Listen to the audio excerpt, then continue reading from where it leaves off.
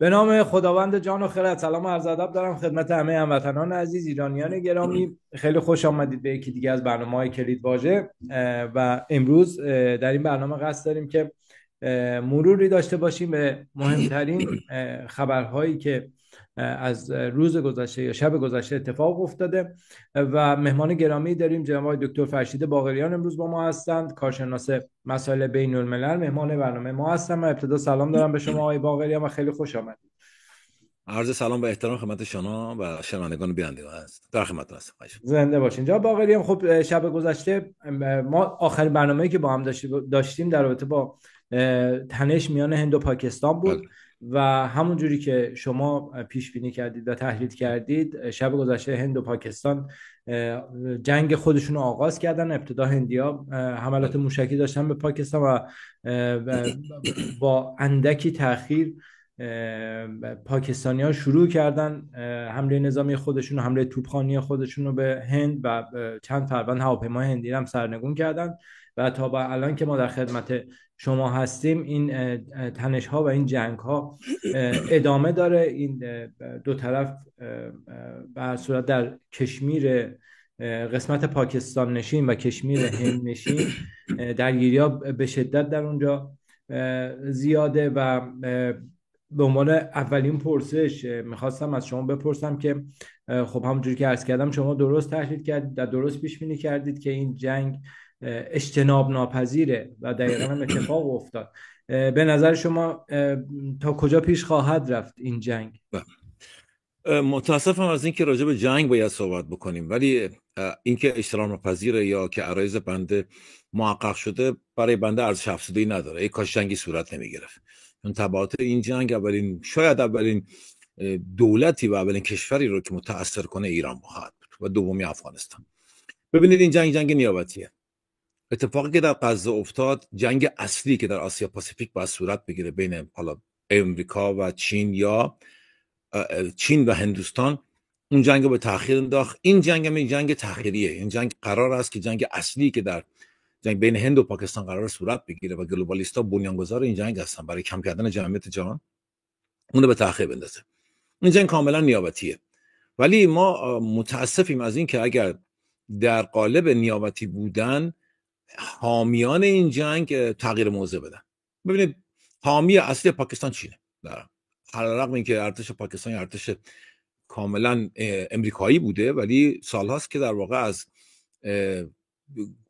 از حوزه در واقع گوش فرمایی یا اطاعت امریکا خارج شده و الان ارتش با نفوذ چین یک ارتش نیمه چینی نیمه امریکاییه. پاکستان مقایسه دو ارتش ها که این روزا در جراید و در رسانه ها میبینیم چیزی رو به ما اثبات نمیکنه، یعنی ثابت نمیکنه که اگر هندوستان 1.5 میلیارد جمعیت داره و 1.4 سرباز داره و پاکستان کمتر داره، آینده جنگ به نفع هند خواهد بود. اصلا این نیست. دو کشوری که سلاح هسته‌ای دارن هیچ قدرت‌های دیگه لحاظ نخواهد شد. این مؤلفه‌های دیگه اصلا مهم نیست.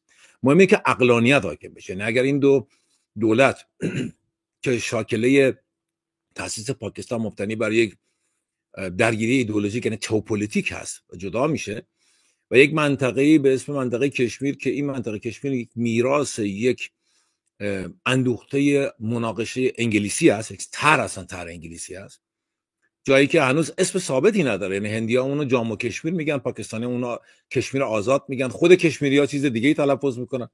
و همین دلیل اینجا این منطقه پر از مناقشه است و 200 سال حدوداً انگلیسی‌ها اینجا رو مورد استثمار و بهره کشی قرار دادن و بعد میراث سهمگینی به عنوان مناقشه و درگیری رو گذاشتن برای آیندگان گذاشتن که به حال ما شاهدش هستیم.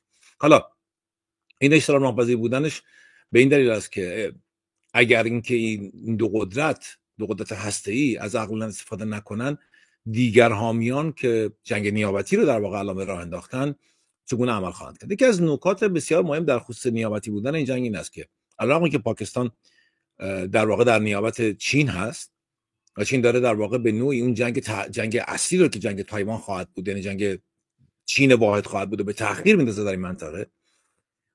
امریکا هم به دنبال بستن راهها و گذرگاه‌های چینه که داره با این اتفاق خواهد افتاد. اگر که آبها به روی پاکستان بسته بشه، مشکلاتی در پاکستان هست، فقط کشاورزی نیست. حدود 9 تا سد هیدروالکتریکی که پاکستانی‌ها دارن و از این آب تغذیه میشه، ما در آینده شاهد بی‌برقی در پاکستان هم خواهیم بود، یعنی عدم برق، عدم کشاورزی و خیلی موارد دیگه، یعنی فاجعه انسانی ممکنه وجود بیاد.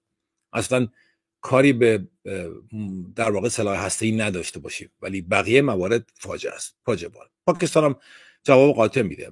حالا این مسئله کنم، ولی اینجا روس‌ها ببینید به طور مثال فکر می‌کنم 2 روز پیش 3 روز پیش روس‌ها یک محموله موشک‌های ضد تانک دادن به هندوستان و این موضوع خیلی عجیبه. یعنی همین باعث بشه که درگیری زمینی یا ورود تانک ها هم اجتناب ناپذیر بشه. یعنی حالا این منظورم تانک های هند به پاکستان نیست، تانک های پاکستان به هند منظور است. کما اینکه ادعا میکنن در نوار مرزی هم یک گردان زرهی هم نابود شده حالا بین صحبت ها. ولی یک نکته مهم از جناب فرخنده به عنوان جمله آخر عرض میکنم، ما اطلاعات متقنی از اون منطقه نداریم. این اطلاعات کاملا مبتنی بر چند گزارشگره که خود CNN هم در حال حاضر اونجا حضور پیدا کرده و حضور CNN اونجا به عنوان یک دست برتر و رسانه برتر یک فاجعه است. خاطرتون باشه در عملیات دیزرت استورم عراق هم فقط یک خبرنگار CNN مونده بود زمان کلین پاول، خاطرتون باشه.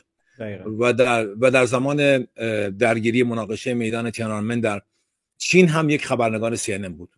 جنگ کویت هم جنگ رسانه بود در واقع. به همین دلیل من از این نگران هستم که با نفوذی که با انحصاری که ممکنه خبرگزاری ها داشته باشن در اون منطقه، اطلاعات نادرست به دست ما برسه، ما تحلیل نادرست انجام بدیم و این تحلیل نادرست منجر به اشتباهات نادرست در حتی سطح کلان بشه. حالا بنده که یک تحلیلگرم ولی در سطح کلان در سطح دولت انجام بشه. به همین دلیل خیلی باید هوشیار بود. این جنگ علیرغم اینکه جنگ نیابتی است، جنگ فریب هم است و جنگ فرسایشی است، به دلیلی که باید ارتش‌های پاکستان و ارتش‌های هند هم مورد فرسایش قرار بگیرن و اینکه قدرت‌های اصلی با فرسایش این نیابتی‌ها خودشون رو محفوظ نگه دارن. یعنی هم امریکا خودشون محفوظ نگه می‌داره، هم روسیه و هم چین، و اینا قدرتاشون رو برای سعی می‌کنن مثل جنگ‌های جهانی اول و دوم امریکا با کمترین میزان تلفات و صدمه پیروز جنگ امریکا نیست ولی کمترین میزان صدمه رو امریکا داشت. به همین دلیل بسیار اوضاع خطرناکیه، فاقد اطلاعات متقن هستیم و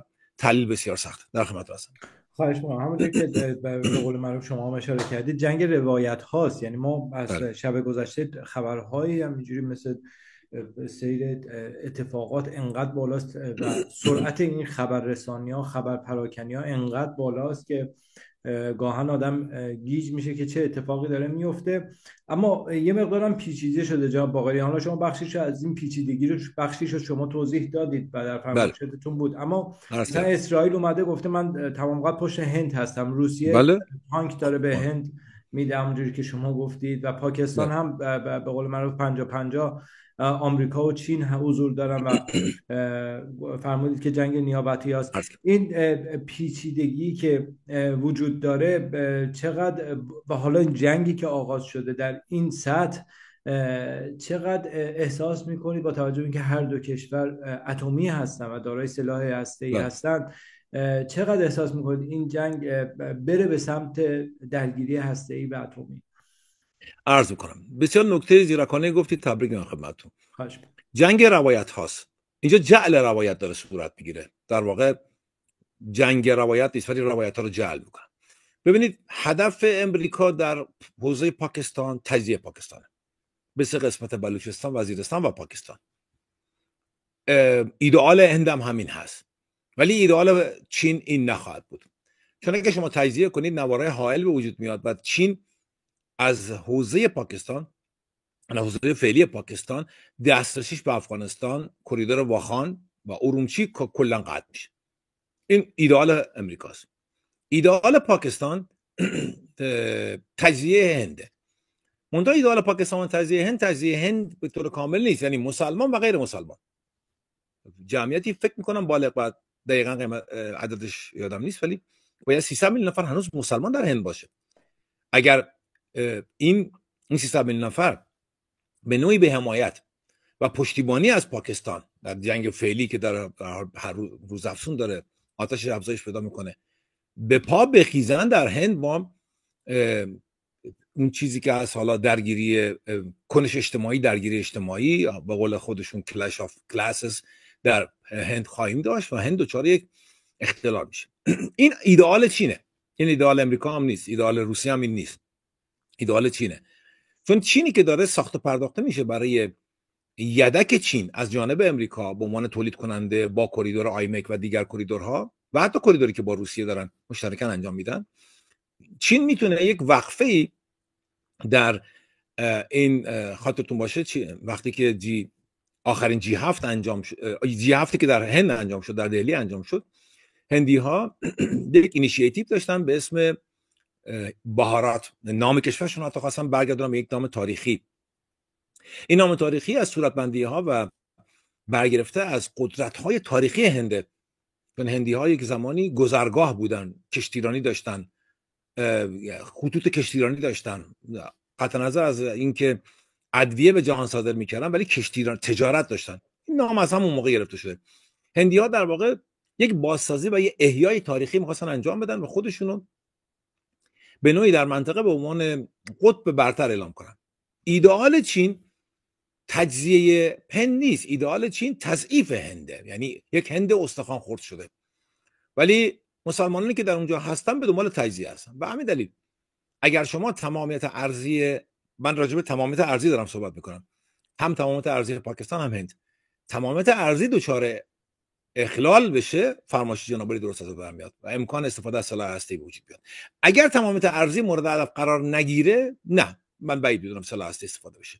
چون هر چقدر که عقلانیت کمی حاکم باشه ولی یک عقل محدود هم میدونه که استفاده از سلاح هسته‌ای تبعاتی داره که قابل برگشت نیست و قابل ترمیم هم نیست. ولی اگر تجزیه بخواد صورت بگیره و حتی تجزیه صورت بگیره، به طور مثال عرض کنم، ما دقیقا نمیدونیم که سلاح هسته‌ای پاکستان در کدومی که از این مناطق قرار خواهد داشت، یعنی در وزیرستان، بلوچستان یا پاکستان. یعنی به همین دلیل آینده بسیار خطرناکیه. ولی اینکه این منطقه آشوب بوده و ابن خلدون همون که میگه جغرافیای ما سرنوشت ماست، متاسفانه ما در این منطقه حضور داریم و هند و پاکستان محل مناقشه 70 ساله است و این مناقشه پایان نیافته و یک میراث انگلیسی برای این منطقه مونده. من فکر میکنم این درگیری حتی اگر من بعید میدونم البته سازمان ملل و دیگر سازمان‌ها بتونن کاری انجام بدن، اصلا امکان نداره بتونن کاری انجام بدن، چون اگر میخواستن در اوکراین، در غزه که بسیار مساحت کوچکتری هم بود انجام بدن، این کار انجام میدن. ولی اینجا شاید قدرت‌های بزرگ یک روزی توافق بین امریکا و روسیه و چین صورت بگیره و این جنگ پایان پیدا کنه. چون نکته بسیار حساسی که وجود داره چرخش روسیه به سمت هنده. اگر امریکا اینو بتونه احساس کنه که مقدار گرایش به سمت هند به وجود اومده از جانب روسیه، امریکا اجازه میده این جنگ گسترش پیدا کنه. چون فاصله چین و روسیه زیاد میشه که همون خواسته امریکاست. به همین دلیل گرداننده اصلی این جنگ در حال حاضر به نظر من امریکاست. در خدمت هستم. خواهش میکنم، بسیار ممنونم. باید ببینیم چه اتفاقی میفته در رابطه با هند و پاکستان در روزهای آینده و بیایم روی مسئله غرب آسیا و خاورمیانه. خب غزه شما دربارش صحبت کردید، اما اون چیزی که در رابطه با جنگ غزه خیلی مهمه یمنی ها و انصارالله هستند. خب یک موشک هایپرسونیک بود یا هر چی بود شلیک کردن به فرودگاه بنگورین و خسارت زیادی به فرودگاه اسرائیل وارد کردن در تل آویو و اسرائیل هم شب گذشته فرودگاه صنعا حمله کرد و اونجا هم خسارت زیادی وارد شد به این فرودگاه. من تصاویرش رو داشتم دقایق پیش میدیدم که واقعا خیلی خسارت زیادی وارد شده بود به فرودگاه صنعا. اما یمنی‌ها شب گذشته که خبری منتشر شد در رابطه با یمنی‌ها و آمریکا، اینکه عمانی‌ها میانجیگری کردند و به قول معروف صحبت کردن، یک آتش بس جزئی میان آمریکایی‌ها و یمنی‌ها اتفاق افتاده که از این به بعد یمنی‌ها با کشتی‌ها و ناوهای آمریکایی کاری نداشته باشن در دریای سرخ و آمریکایی‌ها هم حملات خودشون رو به یمن متوقف کنن. اما من رسانه‌های عبری رو که من داشتم شب گذشته بعد از این خبر می‌دیدم واقعا واویلایی بود و صحبت از این می‌کردن که آمریکا و ترامپ پشت ما رو خالی کرده، چون یمنی‌ها در واقع در این آتش بس تضمینی ندادن برای کشتی هایی که مقصدشون به سمت اسرائیل هست یا خود کشتی هایی که به قول معروف برای اسرائیل هست، اونا رو ممکنه مورد هدف قرار بدن. تنها این آتشبس میان خود آمریکایی‌ها و یمنی هاست و اسرائیلی‌ها واقعا به نظر میاد که ناراحت بودن و از این صحبت میکردن که ترامپ پشت اسرائیل رو خالی کرده و این میتونه یک آتشبسی باشه که نشون بده که اسرائیل تنها گذاشته در منطقه. در رابطه با این مسئله اگر بشه کمی صحبت بکنیم ممنونتون میشم. خاطرم هست که حتی در برنامه شما هم چندین بار در برنامه دیگه بوده، 2 ساله دارم اینو عرض میکنم، مصرانه هم حمایت میکنم از این فرضیه خودم. حوثی‌ها با آمریکا ارتباط دارن، هر چقدرم که توهین به بنده میشه در خصوص مسئله، ولی من هنوز مصرانه اعتقاد دارمش. حوثی‌ها در آینده نیابتی امریکا برای حمله به عربستان خواهند بود. به همدلیل امریکا به حوثی‌ها نیاز داره. تنها راهی که میتونه سهام آرامکو رو دستخوش تحول کنه حوثی‌ها خواهند بود. تنها موردی که میتونه، اگر که ما فرض کنیم که مقاله کندولیزا رایس درست باشه و قرار این همه کشور تجزیه بشن و مرزها تغییر بکنه، اینا یک نیابت میخوان، یک عامل میخوان و برای عربستان سعودی و بعضی از کشورهای حوزه خلیج فارس یمنی ها بهترین آپشن است.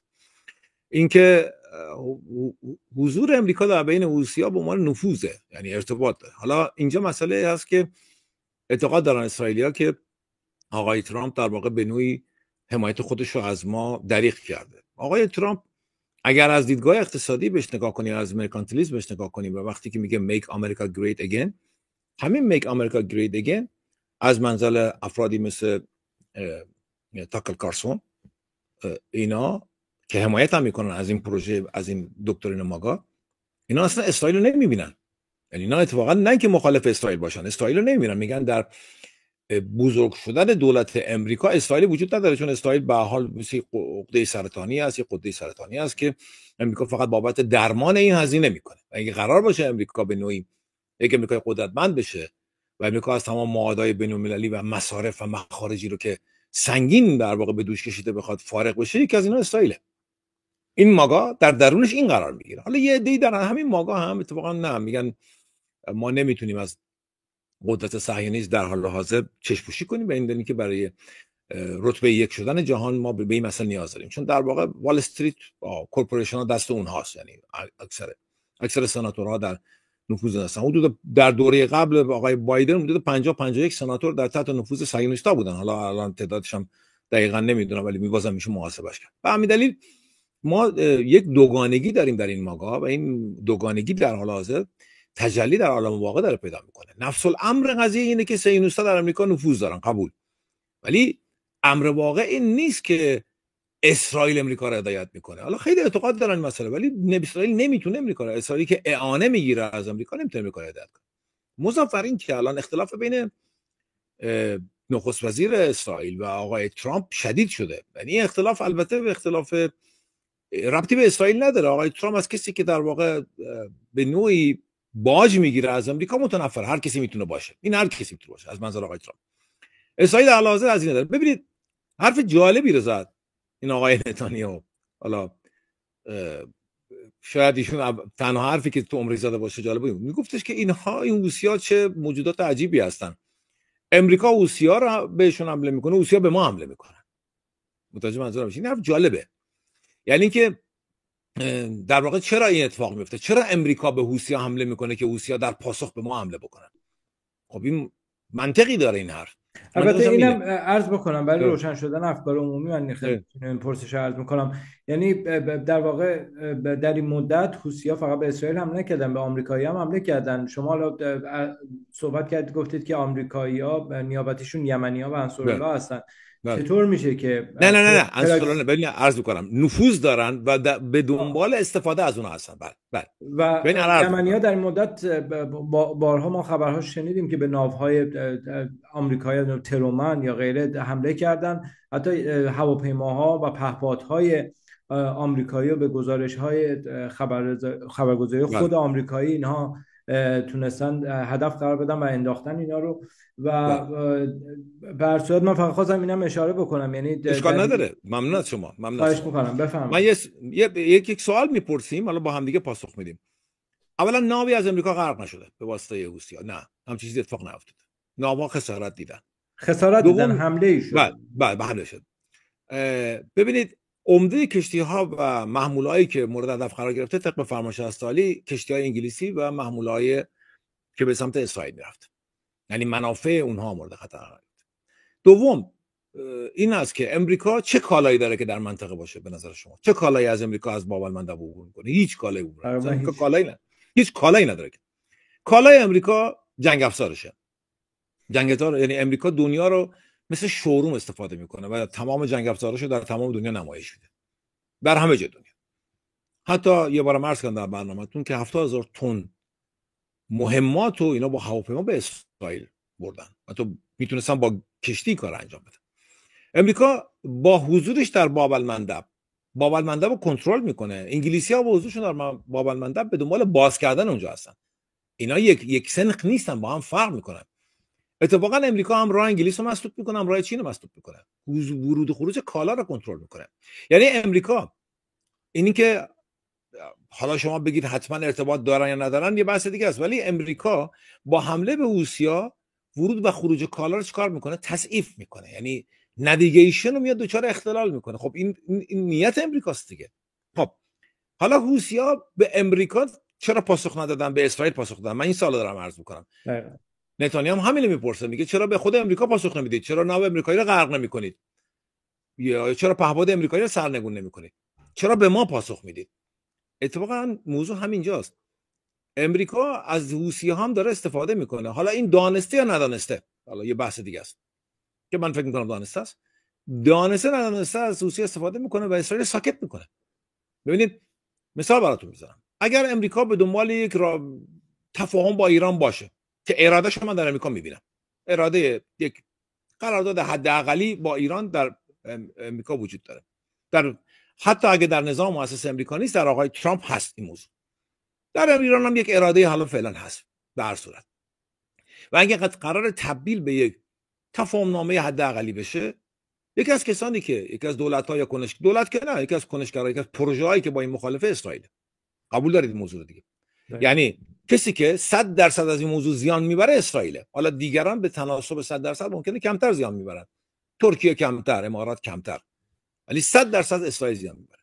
چه کسی باید بیشترین خشم و عصبانیت از میز مذاکره ایران و امریکا داشته باشه؟ اسرائیل. پس اسرائیل به دنبال خرابکاریه. اسرائیل به دنبال خرابکاری در ایران هست، نه اینکه خرابکاری که الان انجام میشه حتما کار اسرائیل، ولی به دنبالش هست. امریکا برای اینکه به اسرائیل پاسخ بده نمیتونه که مستقیم حمله کنه، باید از یک نیابتی استفاده کنه و این نیابتی برای امریکا حوثی است. یعنی حوثی‌ها رو مورد حمله قرار میده، کشتی خودش دور نگه میداره، حوثی‌ها هم کار میکنن به اونجا حمله میکنن. وگرنه ما اهداف نزدیکتری برای حوثی‌ها داریم، اهدافی که منافع امریکا رو تامین میکنه، ولی اون کار نکرد به اسرائیل. به هر حال حوثی‌ها هم تقریبا یک شاهکار آفریدن وقتی بتونن فرودگاه بنگوریون رو مورد هدف قرار بدن. گنبد آهنینی که اسرائیلیا با این فخ فروشی به جهان میکردن و حتی سفارش هم گرفته بودن، اینا تونستن که اثبات کنن که کاملا آسیب پذیره و نمیتونه تامین امنیت اسرائیل بکنه و این یک شاهکاره، واقعا شاهکار. ولی این که عرض میکنم دانسته و ندانسته‌اش مورد بحث. حالا به حال حوثی‌ها وظیفه دارن که باب المندب رو کنترل بکنن. این به نفع یه عده‌ای به دولتی کنشگری است و به ضرر یه عده دیگه. بحث من اینجاست. شما اگر که حساب سود و زیان کاستن بنفیت رو انجام بدید، امریکا از این موضوع منتفع. تشکر میکنم. در این آتش‌بسی هم که اتفاق افتاده میان آمریکا، اون کسی که داره ضرر میکنه در واقع اسرائیل دیگه. یعنی کاملا تمرکز یمن الان میاد روی اسرائیل. بله ببینید یمن با چجوری بگم، با حفظ قدرت داره آتش‌بسی انجام میده. ببینید نکته فرق میکنه. امریکا و ببینید یمن و اسرائیل که آتش‌بس نکردن که، کسی به نام اسرائیل داره آتش‌بس انجام میده. در واقع ببینید یه بار دیگه من جمله رو تکرار میکنم. نتانیاهو میگه که امریکا حوثی‌ها رو مورد حمله قرار میده، حوثی‌ها ما رو مورد حمله قرار میدن. این چه نوع وحشیگریه؟ اون کلمه‌ای که اون استفاده کرده میگم. نتانیاهو از خودشون وحشی‌تر که وجود نداره. حالا این معادله اینجوری داره حل میشه. امریکا و حوثی‌ها اگر صلح بکنن، اسرائیل توی مسئله لحاظ نمیشه. در واقع حوثی‌ها با قدرت اینا انجام میدن. من عرضم اینجاست. به همین دلیل امریکا ارزش حوثی‌ها رو میدونه، به کمک حوثی‌ها هم نیاز داره در آینده. هدف امریکا در خاورمیانه صراحتاً عرض می‌کنم ایران نیست. ایران اصلا نبوده و نیست. در خدمت هستم. زنده باشیم. بریم روی مسئله مذاکرات که قرار بود اتفاق بیفته به تعویق افتاد و تا به امروز هم ما خبرهای ضد نقیضی داریم که بر اساس اتفاق میفته نمیفته، قرار هفته آینده بشه نشه. و خب در این میان ما همونجور که صحبت کردیم حمله موشکی به فرودگاه بن‌گوریون اسرائیل داشتیم. پس از اون نتانیاهو بار دیگه اومد تهدید کرد ایران و گفت هم یمنی ها و هم ارباب یمنی ها به هر حال پاسخ خواهند گرفت و آمریکایی ها و به خصوص ترامپ اومد با MBC نیوز صحبت کرد و گفتش هدف ما برچیدن کامل برنامه هسته‌ای ایرانه. یه مقدار جناب باقریان در رابطه با خود آمریکا و ترامپ هم بخوایم صحبت بکنیم در رابطه، حالا شما در مذاکرات در فرمایشاتتون بود که یک حالا به قول معروف یک توافق جزئی و حداقلی هم میتونه با ترامپ ایران داشته باشه، اما واقعا صحبت‌های ترامپ رو که آدم نگاه میکنه هیچ گونه ثباتی توش نمیبینه و برعکس تا چشم کار میکنه تناقض، تا گوش کار میکنه تضاد در صحبتاش وجود داره و واقعا آدم نمیتونه تحلیل کنه روی خود شخصیت ترامپ. واقعا ترامپ از ایران چی میخواد؟ چون واقعا در این مدتی که حالا صحبت از مذاکرات اینها بود، چه خود ترامپ چه داخل دولت ترامپ اشخاصی که مربوط بودن به پرونده ایران صحبت‌های ضد نقیض بسیاری ما شنیدیم و خود ترامپ هم همینطور. چرا اینجوری داره بازی میکنه ترامپ؟ آیا این بخشی اصلا از شخصیت خود ترامپه یا نه این یک بازی فریب، یک بازی به قول معروف دنبال اینن که ایرانو بکشونن به سمت تسلیم، فریب بدن، یا بازی رسانه‌ایه یا هر چیز دیگه؟ اینو من دوست دارم از زبان شما بشنوم. سپاسگزارم. یکی از تئوریسین نمیتونم بگم، ولی کسانی که با آقای ترامپ مشاوره میده شخصی اساس کورتیس یاروین. این کورتیس یاروین یک تئوری داره، یک فرضیه داره به اسم دارک انلایتمنت، روشنگری تاریکی، همچین معنی میده. خب ما در دوره‌های تاریخی عصر روشنگری داریم. در دوره قبل از مشروطیت خودمون هم در ایران هم منورالفکری یا روشنگری داشتیم. روشنگری به حال دیدگاه جدیدی رو به جامعه عرضه میکنه و اتفاقاتی میفته. حالا خب دوستان راجع به این مسئله میدونن. این دارک انلایتمنت این هست که جهان به سمت، ببینید جهان بعد از پوپولیست شدن بعضی از کشورها مانند فرانسه، یعنی با روی کار آمدن آقای ماکرون و حتی خود اوکراین آقای زلنسکی که یک پوپولیسته، خود آقای ترامپ هم پوپولیسته، به سمت این جهل مدرن داره میره. حالا اینا از این جهل مدرن اینو دارن به سمت یک واقعا روشن، یعنی در واقع از نقیض روشنفکری دارن، روشنگری دارن استفاده میکنن. این دارک همینه. وقتی شما نکته خوبی رو اشاره کردید، وقتی شما در صحبتاتون اتقان نداشته باشید و جمله امروزتون فردا اعتبار نداشته باشه، یاد جمله دیوید هیوم میافتیم که میگه همونقدر که بگیم فردا خورشید طلوع نمیکنه، اعتبارش ماننده که بگیم طلوع میکنه، یعنی هیچ اتقانی وجود نداره. حالا دیوید هیوم از یه بخش دیگه به قضیه نگاه میکنه، به نبود اتقان در وقایع، در گزاره‌ها. آقای ترامپ بازی که انجام میده مبتنی بر دال نیست، مبتنی بر گزاره است. فقط داره با گزاره‌ها بازی میکنه، هنوز دال نداره. برای همینه که من هنوزم عرض میکنم که تیم مذاکره کننده‌ای از جانب امریکا در برابر ایران نیست. مضافاً که ما هم تیم مذاکره کننده نداریم. اصلا دو تا تیم مذاکره وجود ندارن در حال حاضر. به این دلیل که دو جلسه اول خاطرتون باشه که معارفه بود، از گزاره‌های در واقع ما بشیم غمزه سیاسی استفاده شد، اشتباهی سیاسی استفاده شد، خیلی سازنده بود و دیگر موارد. و بعد جلسه سوم که به نظرم یه مقداری شبیه مذاکره بود، گفتن کارشناس اقتصادی مشارکت بکنن، کارشناس فنی در واقع. نه اقتصاد هم گفتن، آقای عراقچی گفتن کارشناس. خب من سوالم اینجاست، اگر قرار ما راجع به مذاکره مسائل هسته صحبت کنیم، کارشناس اقتصادی چرا باید مشارکت کنه؟ یعنی نشون میده اتقان در هیچ دو طرفی وجود نداره. برای همینه که من برای همین موضوع است که بنده اعتقاد دارم که اصلا راجع به مسائل هسته‌ای بحث نمیشه. ببینید مسئله هند و پاکستان که الان جهان یک ترسی از استفاده از سلاح هسته‌ای داره، ممکنه موضوع رو به ایران تعمیم بدن، میگن ببینید غایت این کار، یعنی داشتن دولت‌هایی که عضو NPT هم تازه نیستن و داشتن سلاح هسته‌ای و تحقیقات هسته‌ای دنیا رو داره منجر میکنه به یک رویارویی یا هیروشیمای آسیایی به طور مثال عرض میکنم.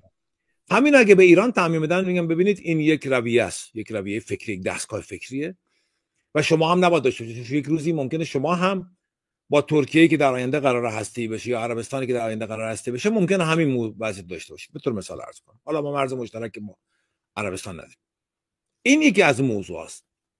دوم اینه که اگر یک سوالی هست که من طرح می‌کنم، سوال رتوریک البته، فکر کنم در برنامه شما هم طرح کردیم که اگر ما امریکا رو عرض میکنم داره ایران هسته‌ای رو خل سلاح میکنه که تمام دنیا از این منتفع میشه، چرا پشت درهای بسته انجام میشه این کار؟ خیلی ساده است. کل دنیا باید از این موضوع خوشحال بشه. ما قرار خل سلاح هسته‌ای بشیم ولی این موضوع کاملا محرمانه است. چرا؟ پس موضوع اصلا هسته‌ای نیست. موضوع اولیه‌ای که به نظر بنده نظر شخصی بنده است، میتونه رد بفرمایید، چینه. عدم ارتباط با چین، عدم گسترش روابط با چین، عدم همبارسازی راه برای چین. دوم مسئله سوریه است. ببینید ما اگر که فرض کنیم با یه توافق حداقلی با آمریکا به یک نقطه‌ای برسیم و بعضی از دارایی ما آزاد بشه و ما بتونیم تجارتی داشته باشیم، به فکر احیای مطالبه‌مون از سوریه خواهیم افتاد. یعنی نظام مؤسس این کار خواهد کرد. همین مسئله برای اسرائیل خطرسازه. همین مسئله برای اسرائیل خطرسازه. برای ترکیه هم خطرسازه. یعنی حداقل اینکه ما ابتدا به ساکن ترکیه و بعد اسرائیل دچار دردسر می‌کنه. این دو تا مخالف داره این مسئله. به همین دلیل ایران موضوع اینه که اونا بعد از برداشتن تحریم و جهشی که ایران ممکنه در راستای تقویت خودش، بازیافت احیای خودش انجام بده، آیا ایران غیر قابل کنترل خواهد شد یا ایران قابل کنترل؟ این نکته مهمیه. نمیتونن اینو تشخیص بدن. خیلی سخته. ما در خود ایران هم نمیتونیم به این نتیجه برسیم. اگر که ما ایرانیای مقیم خارج به واسطه حالا برداشتن تحریم و روابط برگردن، سیلی از انرژی، تفکر، دستگاه فکری، دیدگاه جدید، یه انلاینمنت به ایران، اقتصاد، بله یک انلاینمنت به ایران برمیگرده که ایران غیر قابل کنترل میشه. واقعا نمیتونید ایران کنترل کنید. به همین دلیل من وقتی عرض میکنم که یک توافق محدود انجام میشه، اونا محاسبات اینا رو انجام میدن. اونا باید ایران رو محدود نگه دارن. با این همه تحریم به حال ایران در بعضی از حوزه‌ها تونسته خودش رو به ارتقا برسونه، در بعضی از حوزه‌ها واقعا خودش رو به قهر رسونده. حالا اون یه بحث دیگه است. ولی در بعضی از حوزه‌ها واقعا ایران خودش تونسته به ارتقا برسونه. ببینید ما که از دارایی‌های اصلیمون در ایران بخش خصوصیه. بخش خصوصی تونسته تاپ بیاره، توان داشته. 46 سال تحریم کمرشکن رو تونسته تحمل کنه و حداقل با یک تولیدی تجارتی داره کارش انجام میده. بخش خصوصی مقابل دولت خود ایران هم ایستاده، یعنی تنها مقابل آمریکا نه ایستاده. جدی عرض می‌کنم خدمتتون، مقابل بوروکراسی ایستاده، مقابل انحصار و مونوپولیته ایستاده. بخش خصوصی یک سرمایه است در ایران. حساب کنید که این بخش خصوصی اگه شما راهو براشون هموار کنید نمیتونید کنترل کنید ایران. خیلی قوی هستن. به همین دلیل اینا رو میدونن. من اعتقادم بر اینه که در حال حاضر آقای ترامپ هر چقدر که بدون اتقان صحبت میکنه و با گزاره ها داره، اتفاقا خیلی از این گزاره ها رو خودش گزاره های حکمگونه تلقی میکنه، پرفورماتیو، ولی خیلی پرفورماتیو هم نیست، چون کسی واقعا اعتنایی نمیکنه به بعضی از اینا. یعنی گزاره‌ای که آقای ترامپ در خصوص هسته ایران میگه، آقای مارکو روبیو میاد بلافاصله با یک تناقض 180 درجه‌ای در واقع مدل دیگه رو تعریف کنه. دوباره تناقض آقای روبیو رو میاد ویتکاف مثلا. بله احسن بر شما. به همین دلیل آقای ترامپ دیدگاهش نسبت به ایران اقتصادیه. من دیدگاه جنگی نسبت به ایران نداره. ممکنه پنتاگون داشته باشه ولی آقای ترامپ نداره. ولی دیدگاه کابینه نسبت به ایران دیدگاه کاملا خصمانه است. اون دیدگاه اونها اوانجلیسته و اون دیدگاه اوانجلیسم هم در درونشون بازسازی معبد سلیمان و مجددا اسرائیل قدرتمند و دیگر موارد وجود داره، حتی آرماگدون اینا وجود داره. ایران اینو میدونه. من به نظرم ایران تحقیقات خودش انجام داده. اگر در تیم مذاکره کننده اینو ندونم، ولی در سطوح بالا به نظر من در نظام مؤسس اینو میدونن. آقای ترامپ اتقان نداره. مضافری که آقای ترامپ بازی که داره انجام میده بازی چندگانه، این توانایی رو نداره که بتونه در آن واحد در یک زمان مشخص تمام اینا رو تبدیل به گفتمان‌های موفق کنه. ببین آقای ترامپ خودش داره جنگ گفتمانی برای خودش میسازه. در خود امریکا جنگ گفتمان‌ها رو ساخته. یعنی داره به وجود بیاد.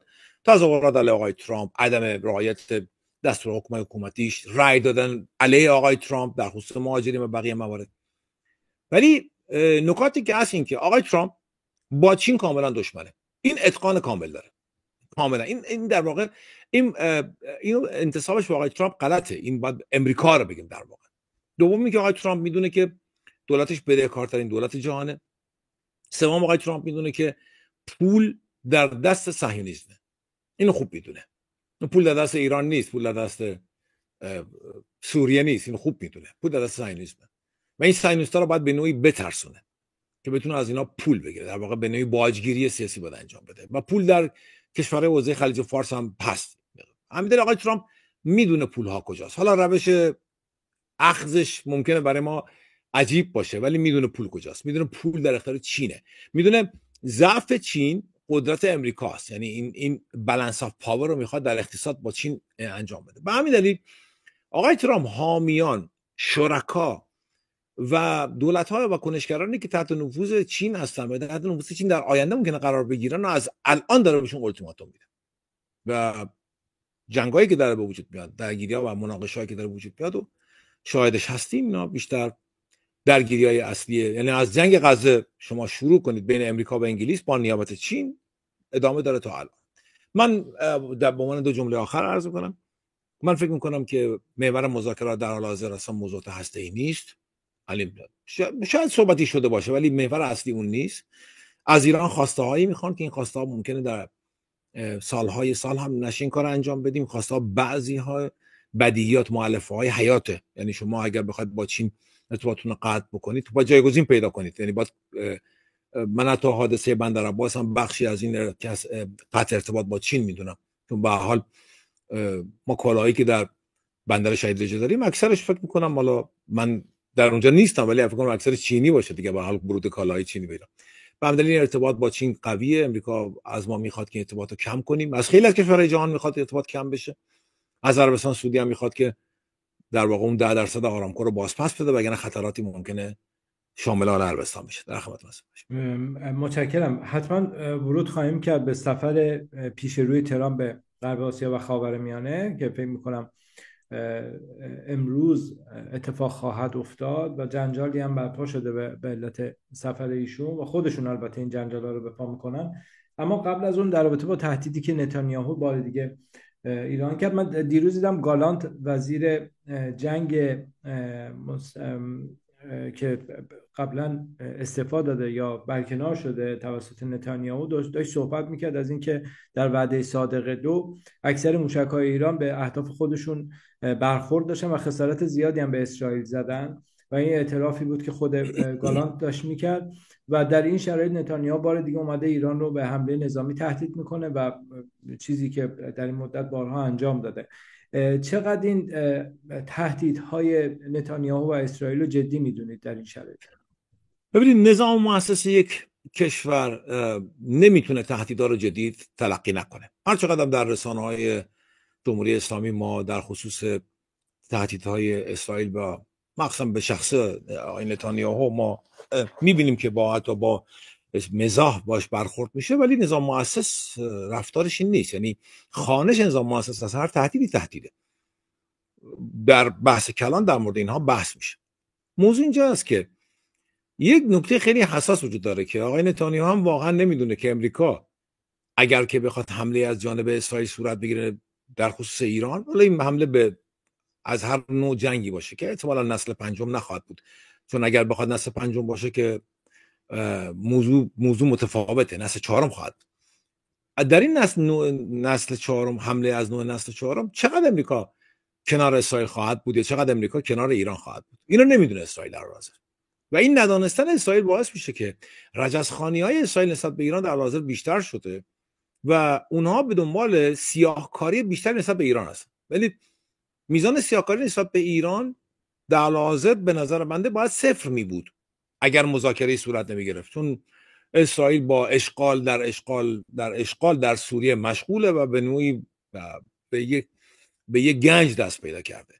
چرا الان در حالی که در سوریه از نیروهاش پراکنده هستن با ترکیه، حالا هر چقدر ساختگی یا درست باشه، یک تخاصمی هم داره با ترکیه وجود میاد، نیروهاش امتناع میکنن از پرواز، از ایجاد سورتی در واقع در ترکیه، نیروی هواییش بیاد، در این حالت علیه ایران هم بخواد رجزخوانیاشو محقق کنه.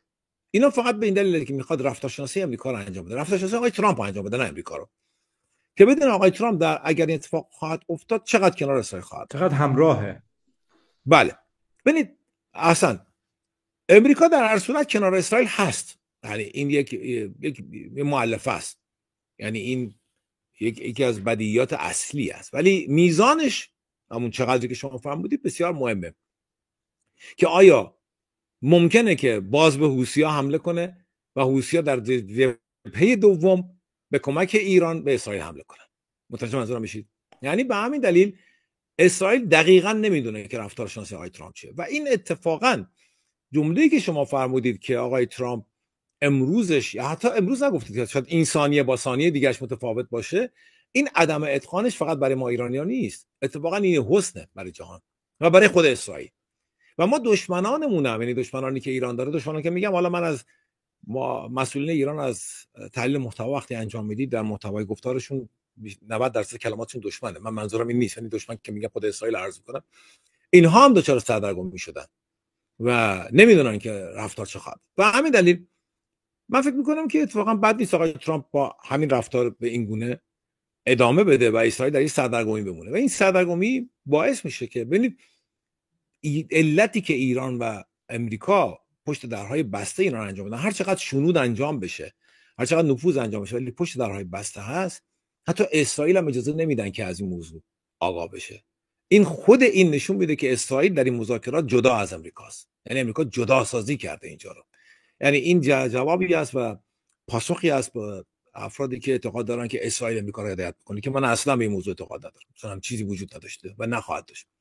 صهیونیسم یا وال استریت یا لابی یهودی بحث دیگه است، اسرائیل بحث دیگه است. اسرائیل یک کلانتری اشغال شده است برای امریکا در یک منطقه‌ای که از این کلانتری داره استفاده میکنه. یک روزی اولین سفیر روسیه در اسرائیل بعد از اینکه گلدا مایر در واقع منصوب شد به عنوان سفیر اسرائیل در روسیه، پیامی داد در موقع به استالین که وضعیت خیلی نگران کننده است، چون اونها به دنبال این بودن که اسرائیل رو به سمت چپگرایی با حزب کارگر، حزب لیکود به سمت چپ ببرن، یعنی مارکسیستی کنن اسرائیل. اونا پیام دادن که به استالین که اسرائیل داره از دست میره، داره امریکایی میشه. یعنی امریکا از همون زمان یک کلانتری احداث کرده، یک زمین اشغال شده رو تبدیل به کلانتری کرده، یه پایگاه نظامی، یه پراکسی نظامی اونجا ایجاد. بله. حالا من کلانتری که میگم روزای اول میگم، چون اسرائیل سلاحی نداشت که اسرائیل سلاحاشو روسا بهش دادن. خیلی جالبه، روس‌ها اولین کسانی بودن که به اسرائیل سلاح دادن علیه اعراب و انگلیسی‌ها تحریم کردن، اجازه ندادن که در واقع به اسرائیل سلاح ندادن علیه اعراب. و مؤسسان اسرائیل هم کاملا چپ بودن، یعنی کاملا سوسیالیستی داشت. بله. حالا این یک کلانتری، حالا من میگم کلانتری، من با دید تحقیرآمیز دارم اینو عرض می‌کنم، چون واقعا یک منطقه اشغال شده است دیگه، یک منطقه غصب. حالا خود اسرائیل هم در حال حاضر این هست که آیا اینجا ممکنه تقلیل گرایی صورت بگیره، که من از این موضوع خیلی نگرانم. اگر تمام این اشغالی که الان صورت گرفته و تمام اشغال که باز پس داده نمیشه و تمام این نسل‌کشی که صورت گرفته رو با یک تقلیل گرایی ساده مثل میلیسوویچ مثال میذارم به گردن این آقای نتانیاهو بیندازن و قضیه رو با ایشون تموم کنن، متوجه منظورم میشه؟ این خیلی وحشتناکه که بخوایم این جنایت و نسل‌کشی هم به این صورت تقلیل پیدا کنه. به همین دلیل امریکا غایت کار ممکنه این کار انجام بده و نتانیاهو هم اینو به صراحت میدونه که پایان خوشی نداره، اینو خودش به صراحت میدونه. به همین دلیل به دنبال ساخت حماسه است، یعنی حماسه سازی داره میکنه. این رجزخوانی‌ها این مقداری بیشتر بحث حماسی است برای اسرائیل. یعنی شما وقتی که بنگوریونتون از جانب یک گروه که شما خودتون رو گروه تروریستی تلقی میکنید، با اون آیرون دامتون که میلیاردها دلار براش هزینه کردید و اتفاقا بخشی از موشک‌های آرو اینا رو از امریکا گرفتید، یعنی خودتون هم که حتی توانایی ساختش هم ندارید، از طریق اون فرودگاهتون مختل میشه، با ایران چه خواهید کرد؟ یعنی این سوال اساسیه، با ایران چه خواهید کرد؟ بنابراین اسرائیل در یک شکنندگی بسیار وسیع قرار گرفته. مسئله سوریه براش بغرنج شده، یعنی این اسرائیل اصلا قابل بسط نیست. به همین دلیل در 360 کیلومتر غزه الان اوضاع رو شما برید حس میکنید. کابینه اسرائیل تصویب کرده که ما غزه رو اشغال کنیم، پس تا الان داشتید چیکار میکردید؟ یعنی ببینید به همین دلیل این بغرنجی وضع اسرائیل منجر به رجزخوانی میشه گاهی ما هم رجزخوانی میکنیم، ولی اقتدار دولت مرکزی ایران با خیلی از دولت‌ها قابل مقایسه نیست که بخوایم بریم ما. حالا اگه ایران رجزخوانی هم میکنه که نیازی هم نیست. البته من از رجزخوانی اینجا هم خیلی راضی نیستم، نیازی نداره، دولت مقتدر رجزخوانی نخواهد کرد، ولی قابل مقایسه نیست. اسرائیل الان در حاضر یک نوع گفتار درمانی داره انجام میده، هم بر نظام سیاسی داخل، هم نظام سیاسی خارج و روابط بین الملل خودش، و این شکنندگی اسرائیل رو به نظر منده به رخ کشیده. در خدمت هستم.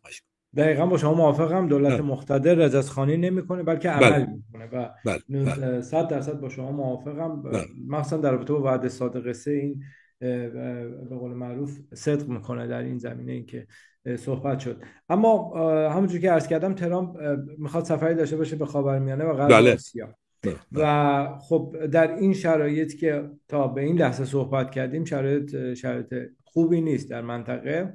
خب اسرائیل همونجوری که شما فرمایشتون بود گفته من میخوام غزه رو اشغال بکنم. یمن با اسرائیل وضعش این شکلیه. همزمان خب اسرائیل داره ایران رو تهدید میکنه، جنگ هند و پاکستان آغاز شده.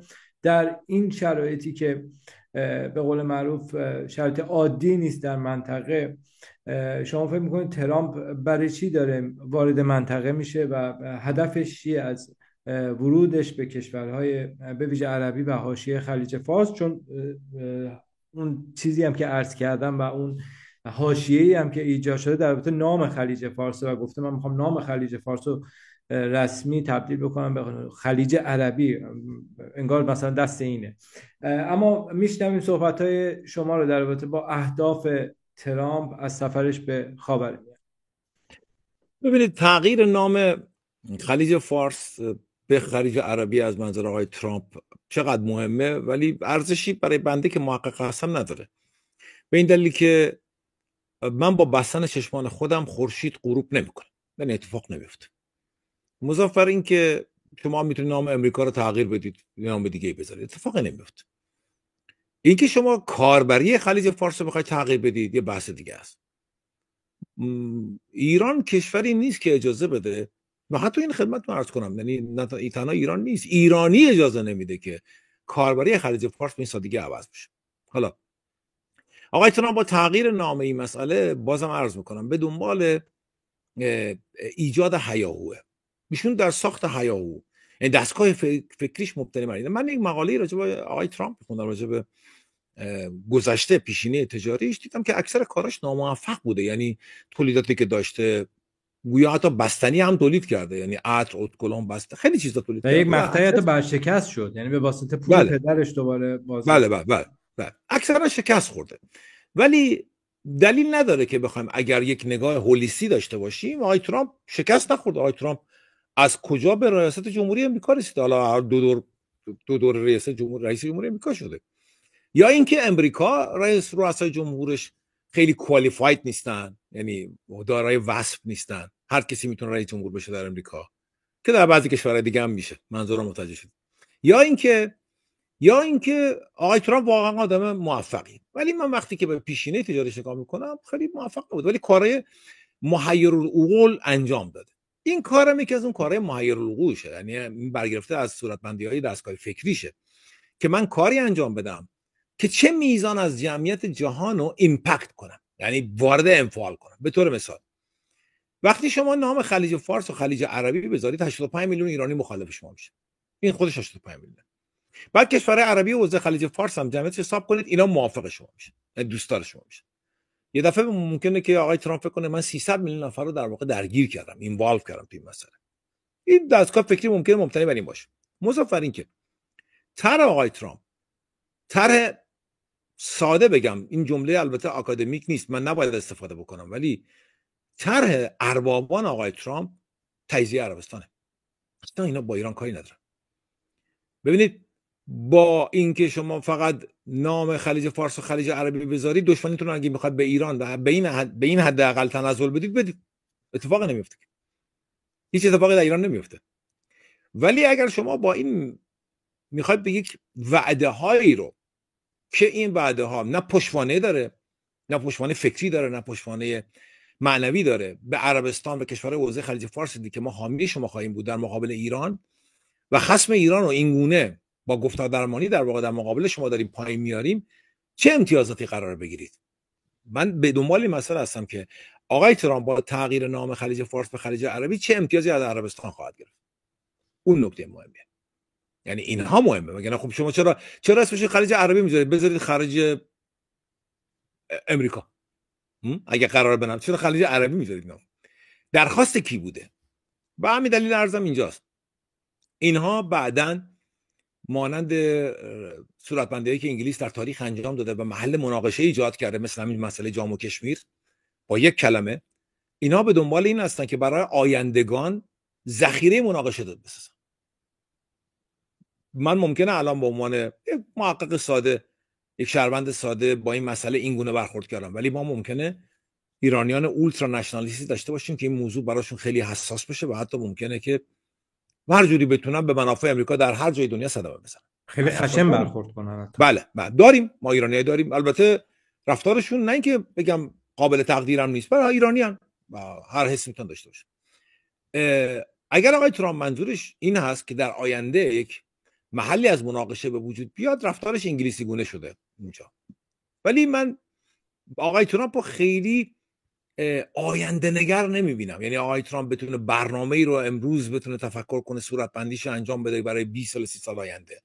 این موضوع لحظه‌ایه و آقای ترامپ ممکنه از تصمیمش برگرده. شاید یکی از فشارهایی که میخواد به ایران بیاره همین باشه، چون آقای ترامپ میدونه اگر این کار رو انجام بده در داخل کنش اجتماعی علیه آقای ترامپ ممکنه صورت بندی بشه و در نهایت اون جملاتی که در خصوص تمدن ایران، تاریخ ایران، مردم ایران میگفت، همه اینا به نوعی ساقط میشن.